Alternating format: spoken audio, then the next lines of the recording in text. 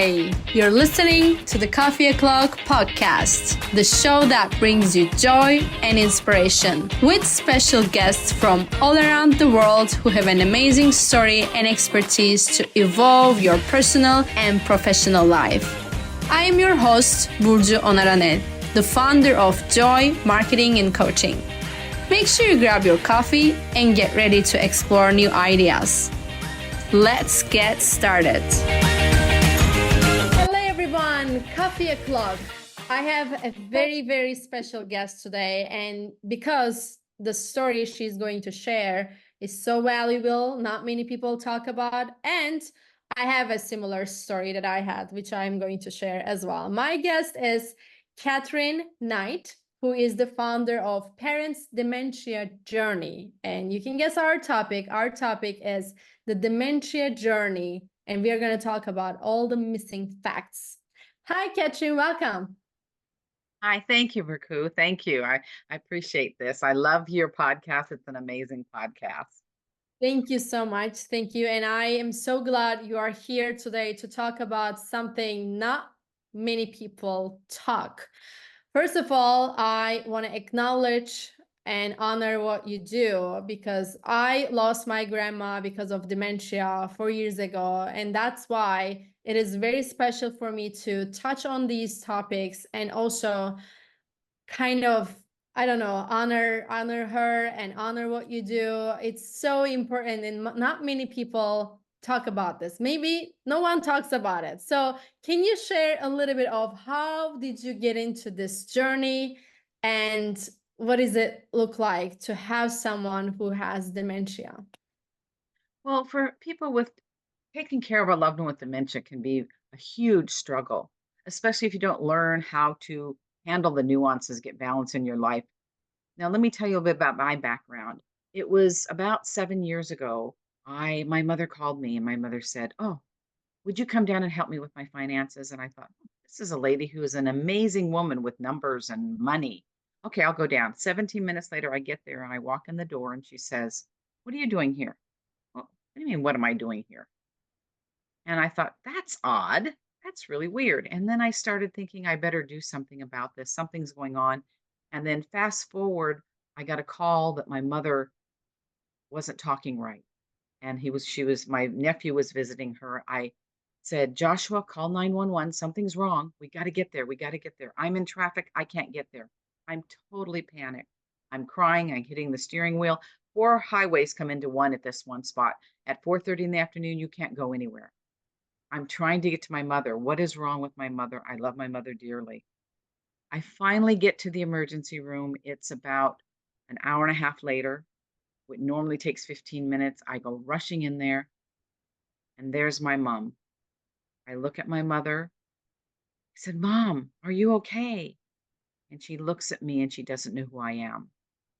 She doesn't know the daughter she gave birth to. She doesn't know who I am.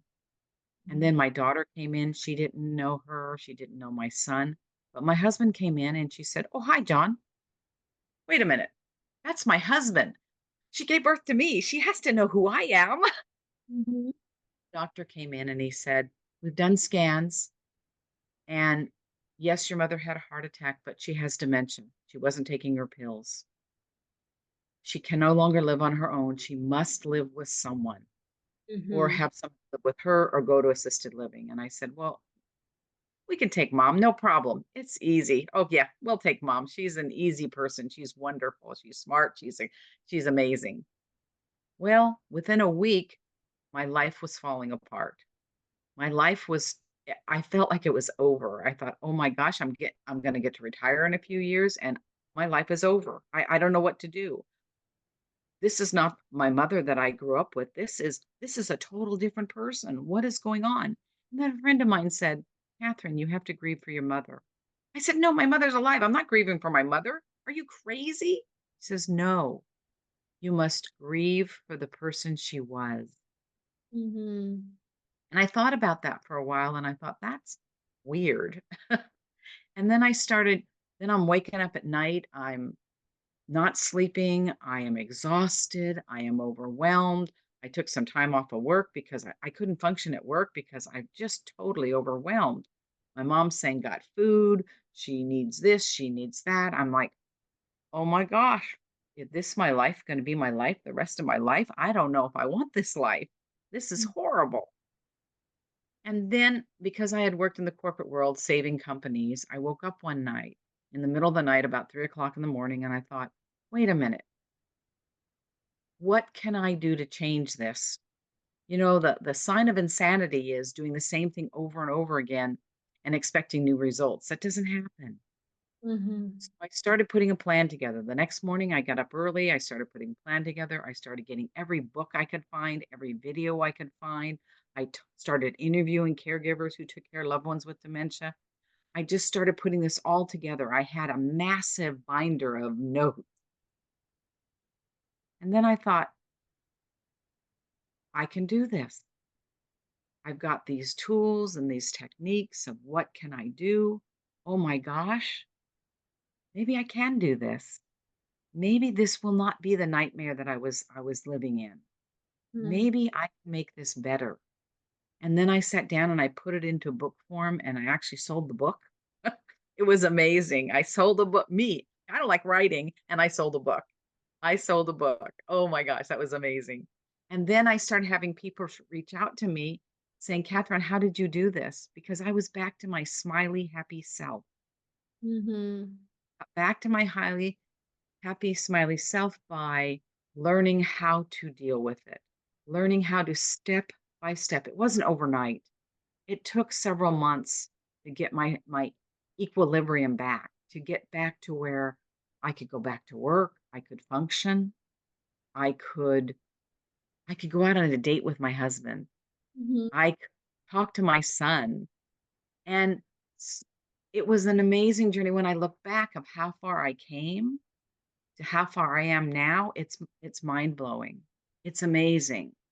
But it took talking to others, getting support from others, and really understanding more that I wasn't going crazy. And Mhm. that was a big fear I had right in the middle of it. It was I was going crazy because I had no idea what I was doing. And till today that I have my mother and my mother-in-law both with dementia in my house. I have 2 of them, which is rare. It's rare to have 2 in the same house, but my husband and I deal with it.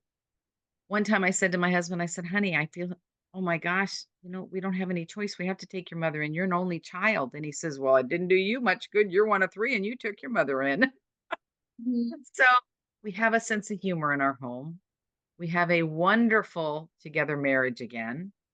Our relationship is the best it's ever been, and it's because we've learned how to deal with taking care of the moms with love and care, calm and confidence, and that's what we're doing. That is And just amazing. well, thank you. And I'm with your going through your journey with your grandmother, I know it was emotional and it was, there were hard days and good days. And that's what, we can always understand. What I call the people I work with that take care of loved ones with dementia, I call them care heroes. Mhm. Care Yeah. heroes are out there because they're taking care of their loved ones. They want to give them dignity. They Mhm. want to love them for who they are now, not who they were before. That's what we Yes. have to do, let go of who they were. And that's a big step in starting to heal is letting go of who they were and loving Yes. for who they are now. Yes, Yeah. I think that's a very important point because experiencing the first hand, I know that how she changed. So person who has dementia changes to completely other person. So that's why when you said grieve for your mother or the person she was, it's so true because I couldn't recognize my grandmother when she had that because she didn't know us, like you mentioned. She didn't know me. And then she knew for maybe a couple of seconds or minutes. And then Mhm. she went back to that new person again. So she gets angry easily. She forget things and she is not happy. And then from time to time, she remembers things. And then she again forgets and she never sleeps. It was very fast paced for Mhm. her. We lost her like in less than 3 weeks. It Oh, just tremendously improved, and we couldn't do anything to stop. It was right after COVID. mhm. So that's the story we had, she had. But I want you to explain a little bit more how, let's say, who are listening us or watching us has someone who is going through dementia. How would you recommend them to deal with it? Like, how can they accept that it's a new person, and Mhm. how they can handle it like you are doing? It's an amazing job. You have both of them in your house, and you're saying your relationship with your husband is better than never been. So it's just a very miraculous story. We want to hear more. Well, I mean, that's the whole thing. When you're looking at them, you letting go of, like, my mother was an executive. She was just an amazing woman, and now she can't even add 1 plus 1, and that's hard to see. But she has glimmers of humor in her. Yes, she gets angry. I've learned how to distract her. Or Mhm. sometimes she fires me. Hires me. I'm not paid anything. But those little pieces that happen is sometimes I walk out of the room and I walk back in and, "Hi, sunshine, how are you?" And she's happy again. That is not pushing them to change, but withdrawing a little bit and coming back in. And usually within 30 seconds to a minute, they will change. Dementia is not for many people, not everybody, is not a straight, it's back forth. It's level 4, it's level 5, it's 6, it's 7, it's 6, 3, 2. It's all over the place. And Mhm. that's what makes it a little more difficult is because you don't know what to expect. So Mhm. trying to be as flexible as you can, meeting them at the level they're at that minute. That's Mhm. important. Like Mhm. for my mom, when she's at her level 7, she can't speak, but I can look at body language and see what she needs. Is it food? Is it water? Does she need to be changed? All those pieces I can see by her body language.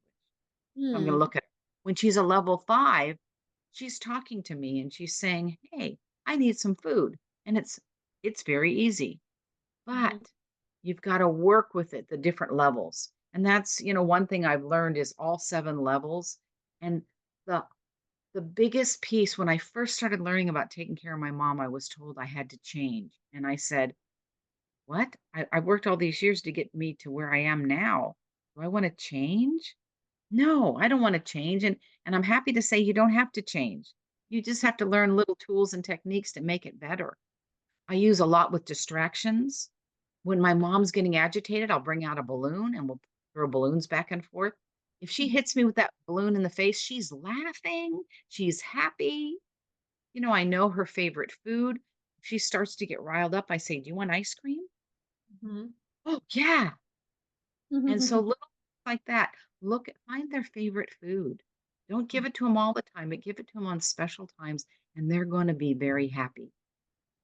Mhm. For me, it is ice cream. Um, You know, do fun things. Dominoes. We take dominoes and we say, put the dots together.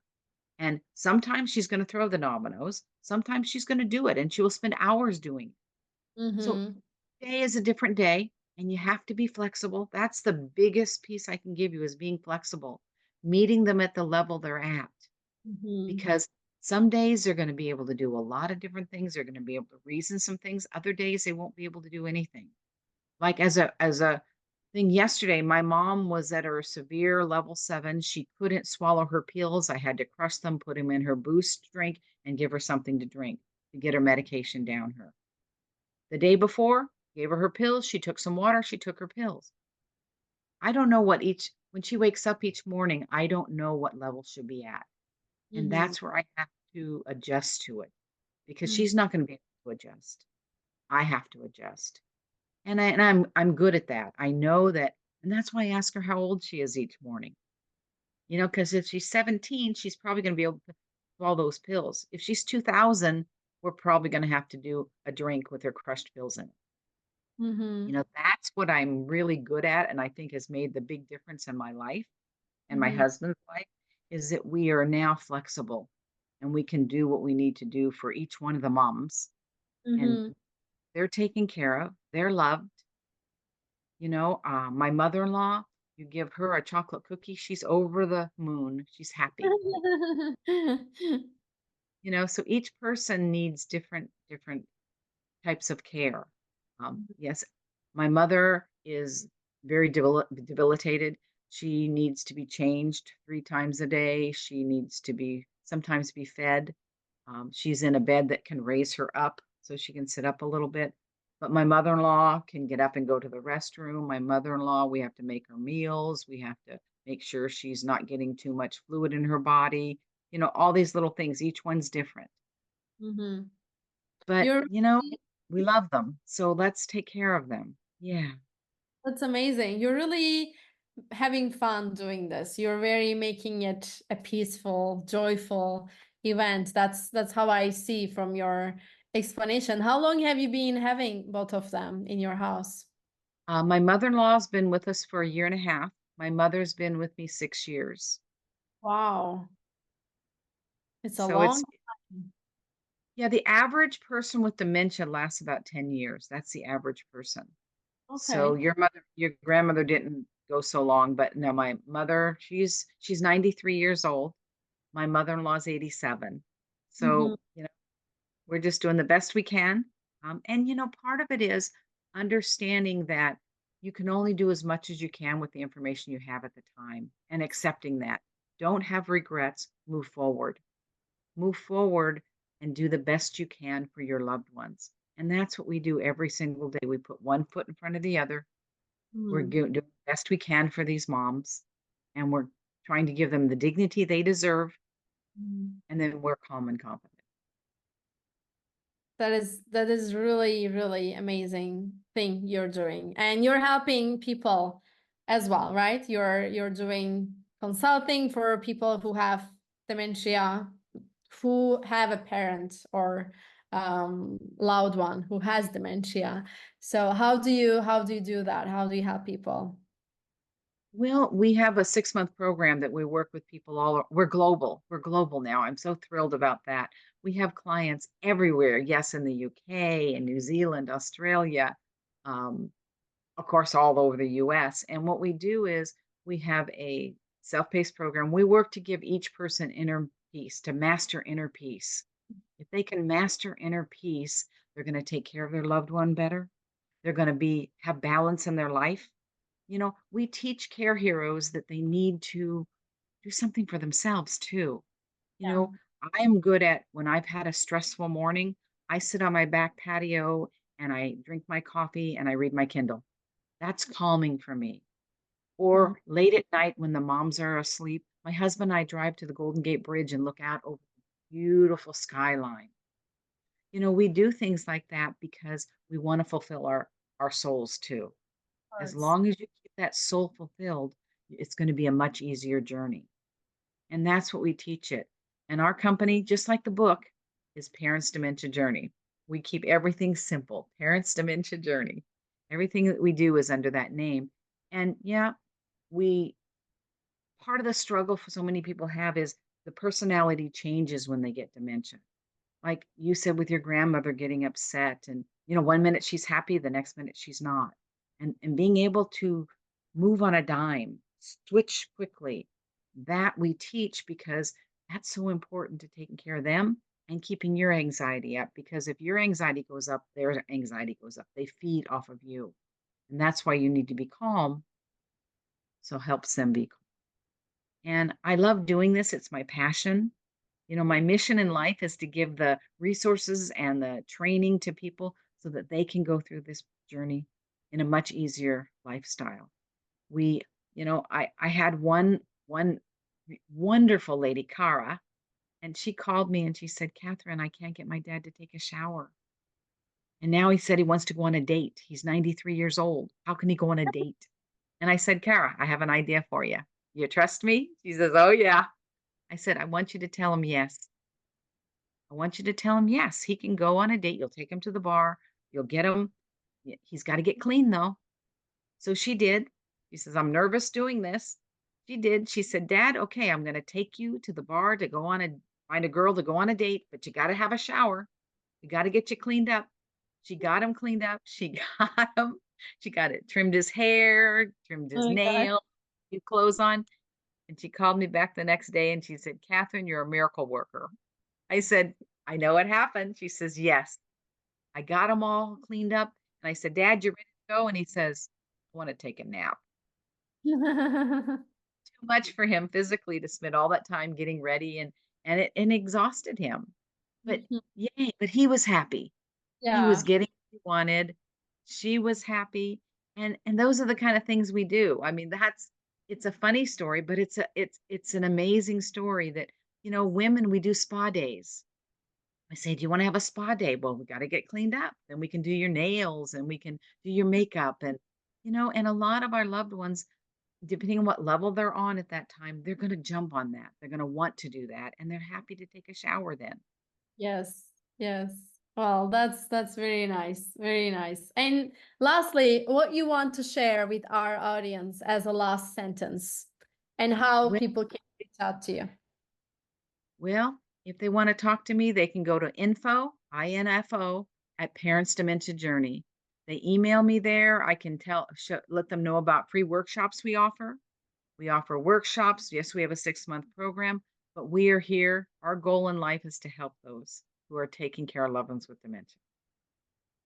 Thank you. Thank you so much. I'm glad you were here. You shared all the things you are doing in life and how all those amazing stories. I wanted to hear more, but we are run out of our time. Well, maybe next time we'll have another episode to share more. But please, people who tuned in to this episode today, check out Catherine's work and reach out to her if you have someone who has dementia or your friends have their parents. So it's life, it's happening, and it's a very common thing in these centuries. So people have dementia. So we need to know how to care them. And I really loved how you also call care heroes. That's also a very great positive word.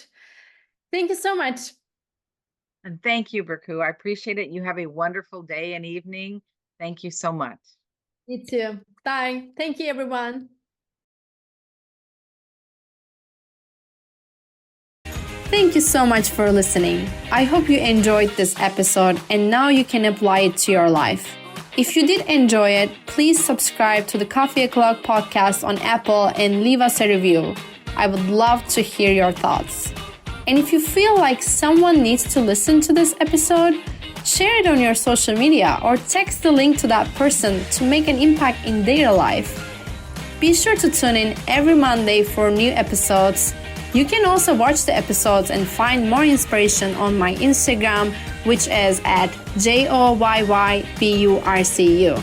Until next time, make sure to spend some time with you and stay with joy.